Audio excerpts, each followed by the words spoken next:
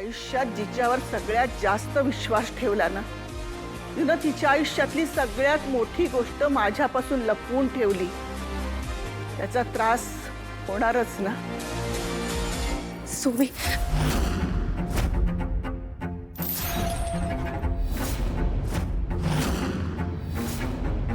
धारिणी, लग्न म्हणजे फक्त एकमेकांच्या गळ्यात हार घालणं एवढंच नसतं ग.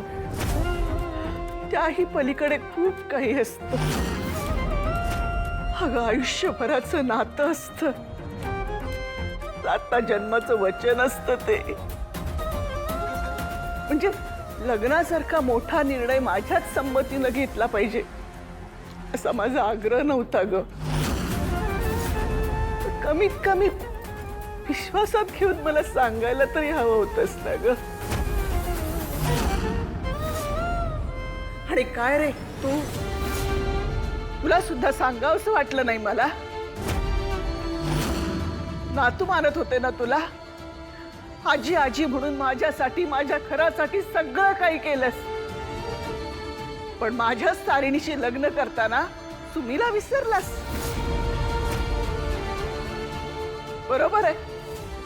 तुला वाटलं असेल की म्हातारी काय करू शकणार आहे. सुमीचं तर वय झालंय ना. नाही ग सुमी, खरंच तसं नाही. आजी, आम्ही चुकलो. आम्हाला माफ कर. सुमी, आम्ही खरंच चुकलोय ग. आम्हाला माफ कर. नाही नाही चुकलं तुझं. आज पहिल्यांदा तू बरोबर वागलीयस.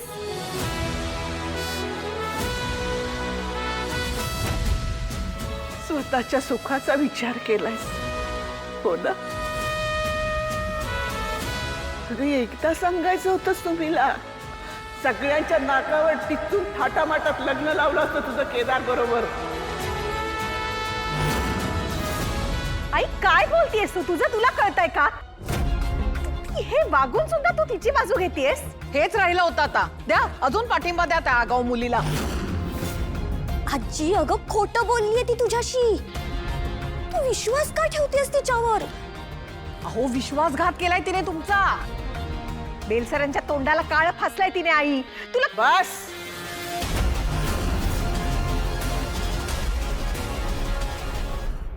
बस, तोंड बंद ठेवा तुमचं.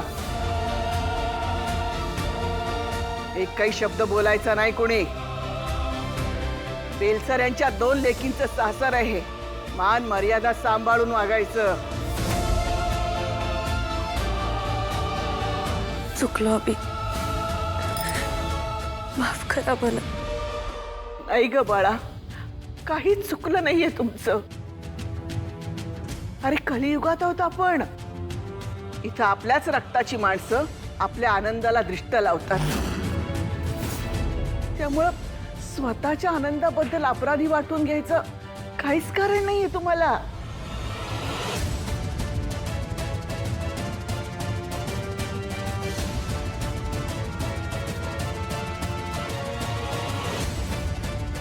तुला खरंच आमचा राग नाही आला?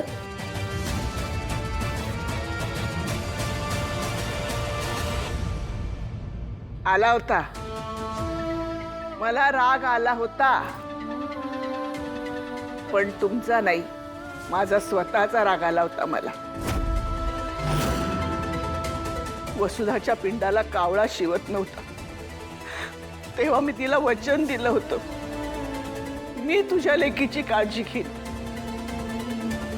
तुझ्या लेकीच्या मनातली आईची उणीव भरून काढण्याचा मी प्रयत्न करेन. तेव्हा कुठे कावळा शिवला. पण मला आज कळलं ते अपयशी ठरले. मला नाही तुला समजून घेता आलं तारिणी. अपयशी ठरले मी. असं नाहीये सुमी, तू खूप केलंयस ग माझ्यासाठी. असं बोलून माझ्या मनावरचं ओझं वाढवू नकोस. नाही ग बाळा, परत तेच सांगते मी तुला. नाहीतर मला माझ्या डोळ्यासमोर असलेलं तुझं प्रेम दिसलं नसतं का ग?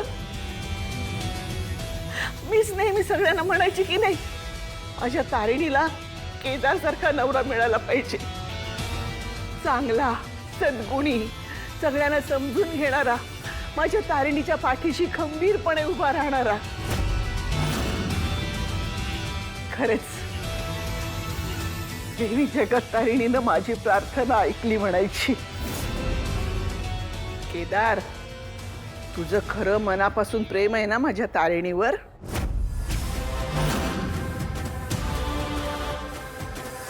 हो.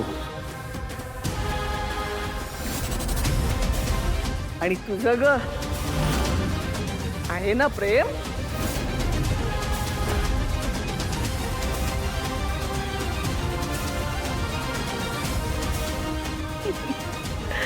अरे मग जगात माझीच काय, कुणाचीच माफी मागितली नाही तरी सुद्धा चालेल.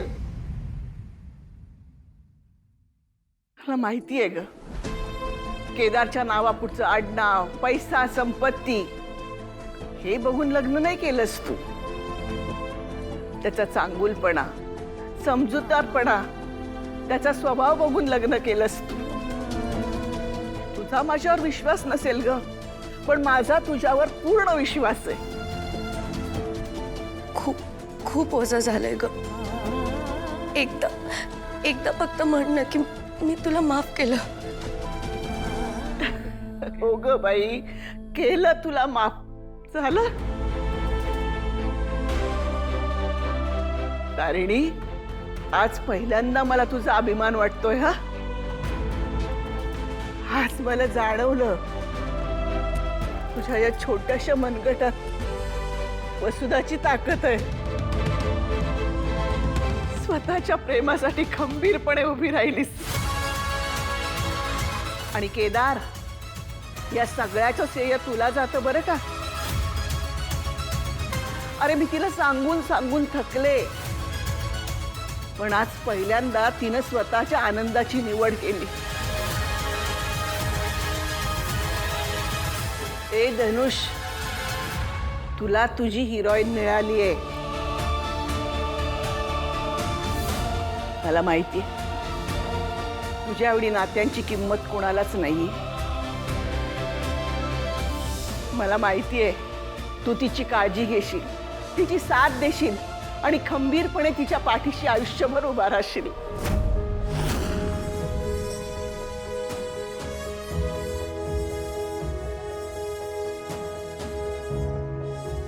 हौक्षवंत व्हा.